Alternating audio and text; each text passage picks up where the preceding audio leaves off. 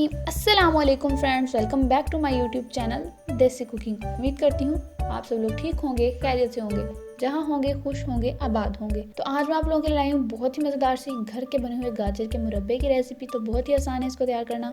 तो चलिए चलते इसको बनाने की तरफ। तो सबसे पहले यहाँ पर आपने ले लेनी है 1 kg गाजर।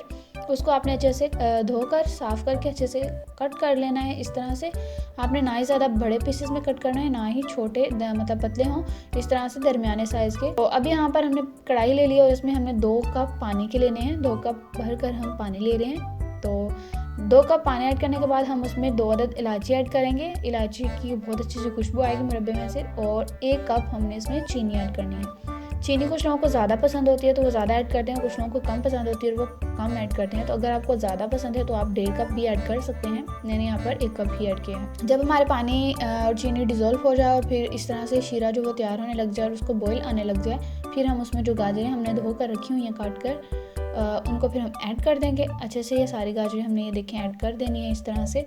और फिर हम इसको थोड़ा सा जो है वो चम्मच की मदद से आपने मिक्स कर देना है शीरे में गाजरों को अच्छी तरीके से, और इनको सेट कर देना है। और फिर हम इनको जो है वो थोड़ी देर के लिए कवर कर देंगे ताकि अच्छे से जो पानी शीरा है वो अच्छे से एब्जॉर्ब हो जाए गाजरों में। तो भी हम इनको कवर कर देते हैं 3 से 4 मिनट पर के लिए।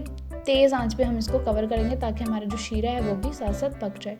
तो अभी 3 से 4 मिनट के बाद हमने इसको दोबारा चेक कर लेना है। 3 से 4 मिनट हमने इसको बिल्कुल हाई फ्लेम पे पकाया है। तो अब जब ये हाई फ्लेम पर पक गई हैं थोड़ी सी, और गाजरें जो वो थोड़ी सी गल चुकी हैं और शीरा भी हमारा पक चुका है, तो अब जो है वो हम थोड़ी जो आंच है हमारी वो मीडियम टू लो कर देंगे, यानी दरमियानी आंच कर देंगे। और इसको दोबारा से कवर कर देंगे 20 से 25 मिनट के लिए। और 20 से 25 मिनट के बाद ही आप देखें गाजरें बिल्कुल सॉफ्ट हो चुकी होंगी, बिल्कुल नरम हो चुकी होंगी और एकदम ये पक चुकी होंगी। तो आपने इनको चेक कर लेना है। गाजरें बिल्कुल आपकी रेडी हैं। तो अब जो हमारा शीरा है उसको हमने पकाना है। तो अब जो है हम जो आंच को दोबारा से तेज़ कर दें। यहाँ पर मैंने 2 चुटकी सॉल्ट यानी नमक ऐड किया है। तो नमक ऐड करने से जो आपका मीठा है वो बिल्कुल बैलेंस हो जाता है, क्योंकि गाजरें भी मीठी होती हैं तो जब उसको शीरे में डिप करते हैं वो ज़्यादा मीठी हो जाती हैं, तो नमक इसे बैलेंस करेगा।